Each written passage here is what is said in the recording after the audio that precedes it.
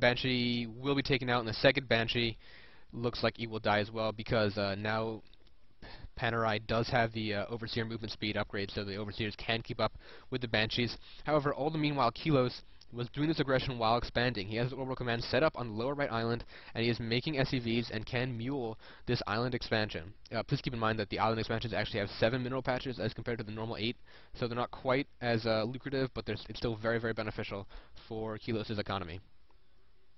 There is now a medevac drop going down at the bottom. However, the Mutalisks for Panerai are also coming at the bottom. So if these Mutalisks, oh, they're turning around actually. If the Mutalisks were able to take out the medevac before dropping those Marines, that could be very, very problematic for Kilos. And the Mutalisks are hitting the medevac, and if Kilos needs to drop the Marines now and shoo off the Mutalisks, which is what he's doing, and it looks like Kilos will lose his entire drop without doing too much damage to the army or the economy of Panerai.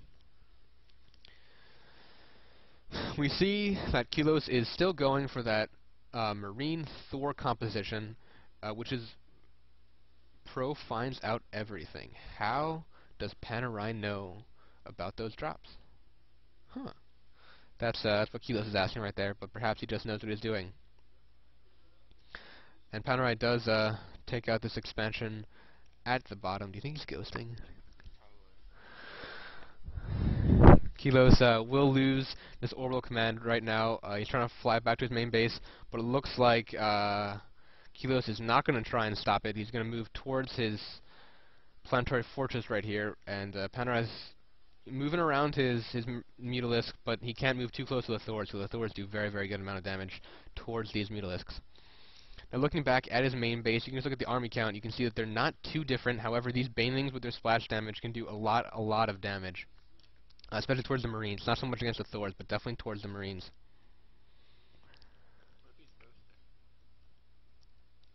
I don't think he is. Now we see Panerai may be moving out for an attack now. All the centrifugal hook Banelings are now moving down with their increased movement speed. They should be able to get good hits around the Marines of Kilos, unless the siege tank can do enough damage, but one siege tank probably isn't enough. No. No, that's fine.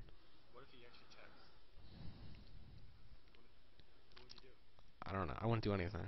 Anyway, here comes the engagement. The Banelings are trying to get to the Marines, but the Marines are running away.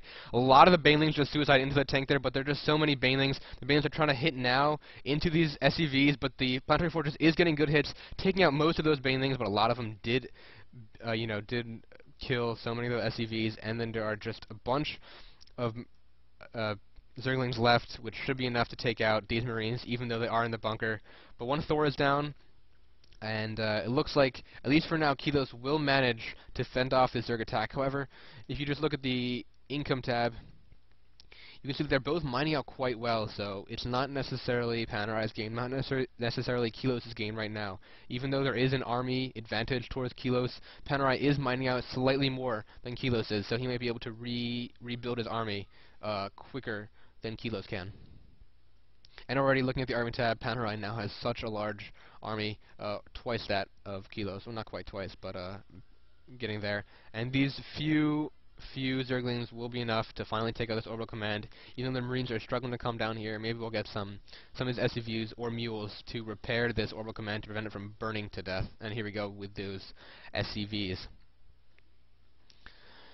In addition, we are getting more starports, more barracks, and an extra factory in from Kilos. He has so much income now, he really needs extra production facilities to build what he needs to build, probably more siege tanks. It looks like more Marines, maybe we'll see some Marauders as well. But we're getting a lot of Mutalisks now coming down to try and take down this expansion, and the missile turrets are not being constructed at the moment, so these Mutalisks are going to be able to come in and attack it. Now we may see some Thors and Marines come down, but it looks like they are out of position. He already saw this place, so what's your point? He heard that the turrets weren't being constructed? I don't think so. He's moving into attack anyway. He knew his place was there, so. Here, a lot of Marines coming in with Stim. These Marines, even though there are a lot less Marines than there are Mutalisks, can do so much damage to the Mutalisks.